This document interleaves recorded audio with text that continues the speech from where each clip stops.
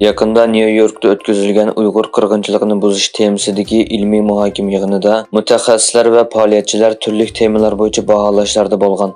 Mutaxassislarning qarashicha, kishilar diqqat qilmayotgan hodisalarning biri Xitoy zo'r kuch bilan kengaytayotgan yotoqliq maktab hisoblanadi. Bu xildagi yotoqliq maktablarda Uyg'ur sabiylari, bo'libmi ota-onalarning lagerlarga yoki turmalarga qamalishi tufaylidan oila judoligiga giribdor bo'lgan bolalar majburiy yo'sinda Xitoycha til, Xitoycha madaniyat va Xitoycha turmush odatlari bilan tarbiyalandi.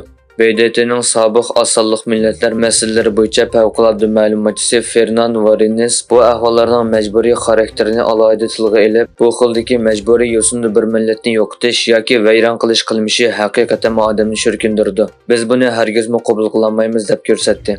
Dunyo Uyg'ur qurultiyi to'lqini esa bo'lsa, bu vahshatlarning dunyoning ko'zi oldida ep berilayotganligiga diqqat qildi.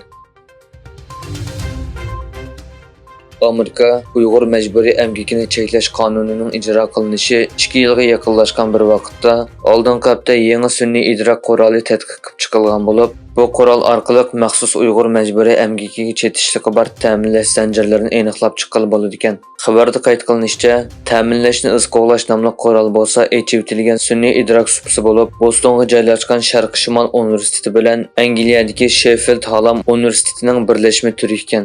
Mas'ul xodimlar mazkur supa Amerika ovoziga ma'lumot berib, bu qurol sinaq bosqichida Amerikaga eksport qilingan kiyim-kechaklarni izqo'g'lashga alohida markazlashtirgan bo'lib, kelgusida boshqa rayon va kasblarga kengaytirish planlandi degan. Xitoyning josuslik to'rining akademiyaga sinib kirganligining kuchli dalili bor bo'lib, Angliya istixborot organi MI5 ning mudiri, Angliya universitetlaridagi akademiklar va tadqiqotchilar Xitoyning josuslik faoliyatlariga zarba berish planining bir qismi sifatida tekshirildi degan. MI5 ning bosh direktori Kim McCallum 24 aprel Oxford va Cambridge qatorliq 20 necha donglik universitetning muavin mudirlari bilan ko'rishgan. Yig'indan keyin Angliya universitetlaridagi akademiklar va tadqiqotchilarning hukumatning josuslik jinoyati to'g'risidagi ayblashlarini bostirish plani doirasida davlatning bexatarlik mulozimati tomonidan tekshirilganligi e'lon qilingan. Xitoy fuqarolarining chet ellarda to'g'ri aldamchilik qilish satchiligi davomli o'tirg'i chiqmoqda. Yaqinqi yillarda yuzlagan Xitoy fuqarosi Turkiyada qo'lga olingan edi. Bu qatim Kambodja to'r jinoyati sodir qilgan 130 Xitoy to'r aldamchisini qaytarib o'tgan. Kambodja Ichki ishlar ministrligi Ko'chmanlar bosh idorasi to'r jinoyati, to'r aldamchiligi va qonunsiz qimor qatorliq jinoyatlarga chetishlik 130 Xitoyni qaytarib o'tgan. Mazkur idoraning bayonotchisi va muavin bosh direktor leytenant general leytenant Soksomniya bayonotida 130 Xitoy fuqarosining 13 aprel to'r jinoyati, to'r aldamchiligi va qonunsiz qimorga chetishlik deb ayblanganligini bildirdi.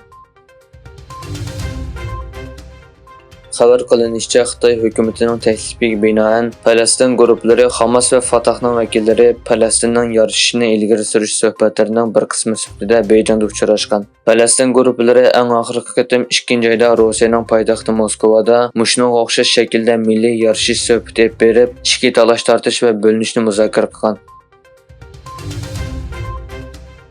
Qozog'iston Jiddiy ishlar ministrligi 29 aprel ofat sababidan uy makonidan ayrilgan 38521 kishining uyga qaytib kelganligini xabar qildi. Egilanishicha, hozir 6726 kishi tarqoqlashtirish markaziga o'rinlashtirilgan. 4-oyning 23 kuni hukumat Kalkun rayonida 44 ming bolani o'z ichiga olgan taxminan 120 ming kishining uy makonlaridan ayrilganligini e'lon qilgan edi.